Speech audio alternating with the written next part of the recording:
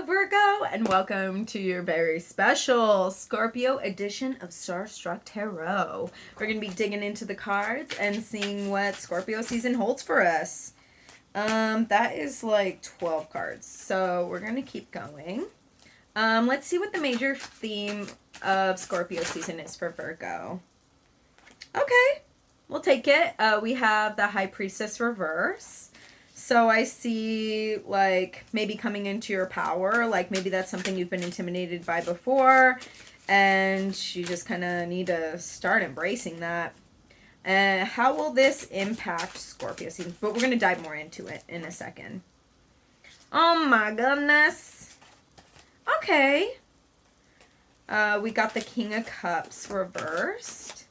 And what is something that Virgo has been avoiding emotionally? What is something that Virgo has been avoiding emotionally? Okay, 7 of Pumpkins. That is so funny. That is like a work card. And it's like, okay. Yeah, maybe you've been putting all the work into other things and not the work for your emotional self. That is so Virgo. Okay, how can Virgo align their feelings and their actions this season?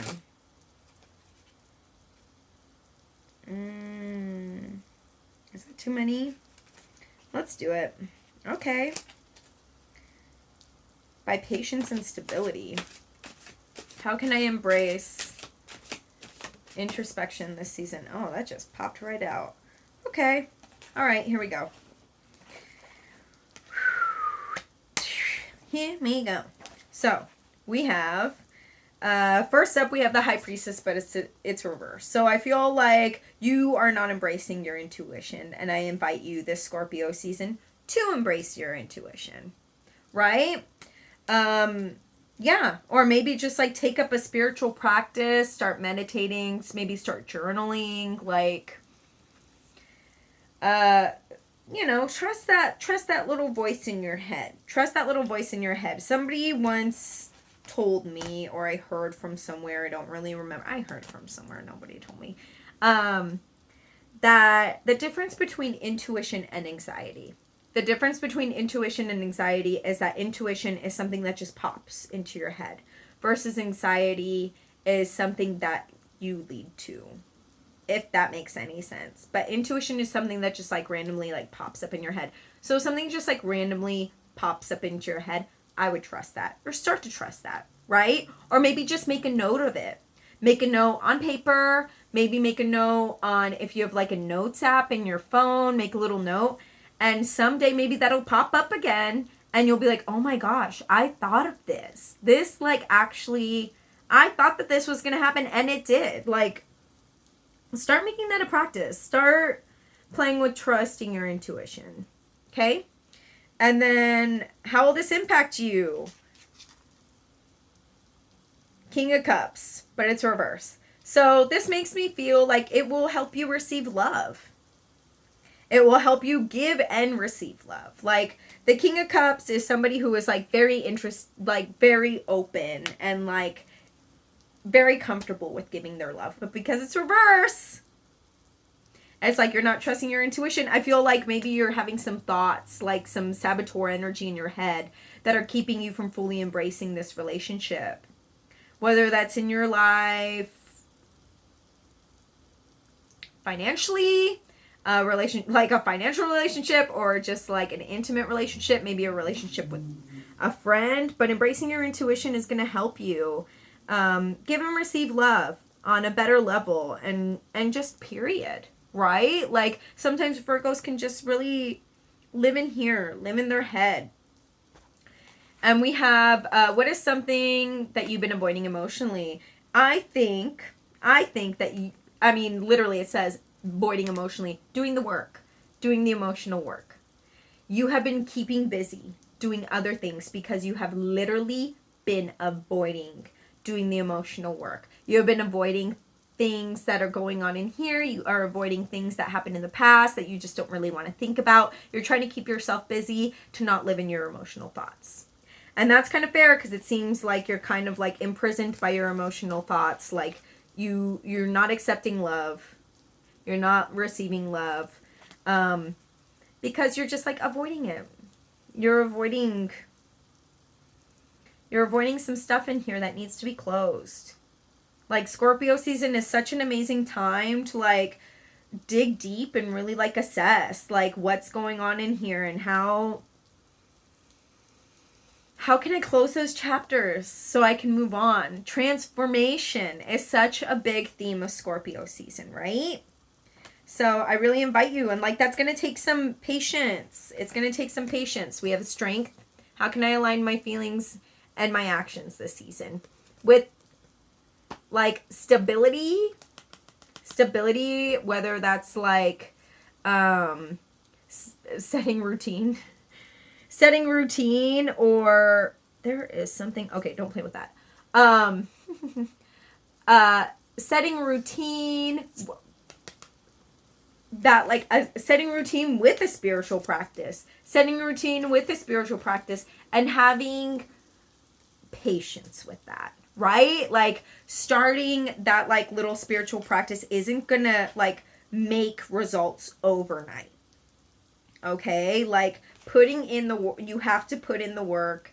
You know what it's like to work. You know things don't happen overnight, but especially when it's things that you've been avoiding, you know, you're like, oh yeah, I don't want to, because it takes time. It takes work, but time is going to pass anyways. In order to reclaim your life, you really do have to dig deep and like bring all this stuff to the surface and really just like sit with it.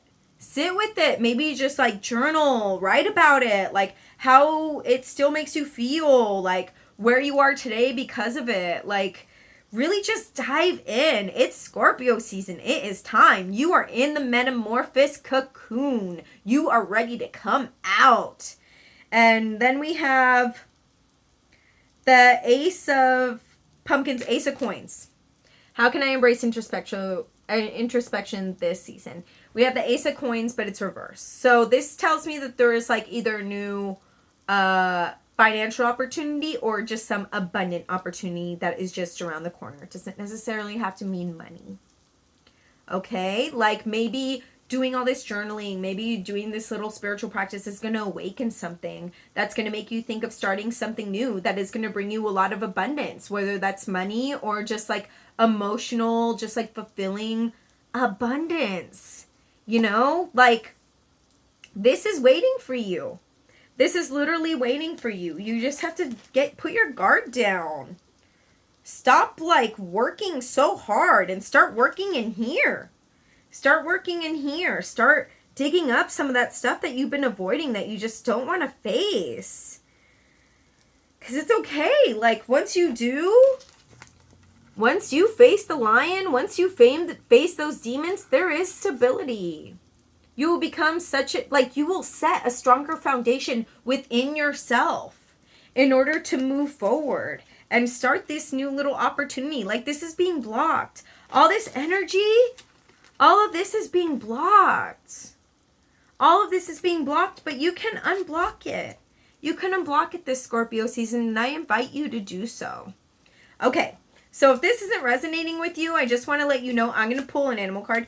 But I just want to let you know that you should also just check out your moon, rising, your Venus sign. If you've never seen your natal chart before, go to astro.com, plug in your birthday. It's as easy as that.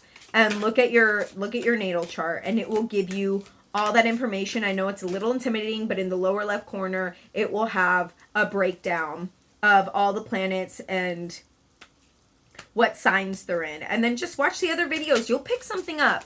From the other videos too. Okay, so all these cards came out, but oh my god. Okay, but one came out right side up, so we're going to take that one. We got Hedgehog. How freaking cute is that? It is actually really cute. Be a magnet for light, love, and joy. This is from the Archangel Animal deck. It's an Oracle deck by Diana Cooper. I never use it, so I have to read the book. But look how cute that is. That could be you. That could be you, Virgo. You could be a magnet for light, love, and joy, but you're not letting yourself. But you can be. You can be. This is literally just confirmation. Okay, let's see. Let's see what's going on. Hedgehog. Hedgehog.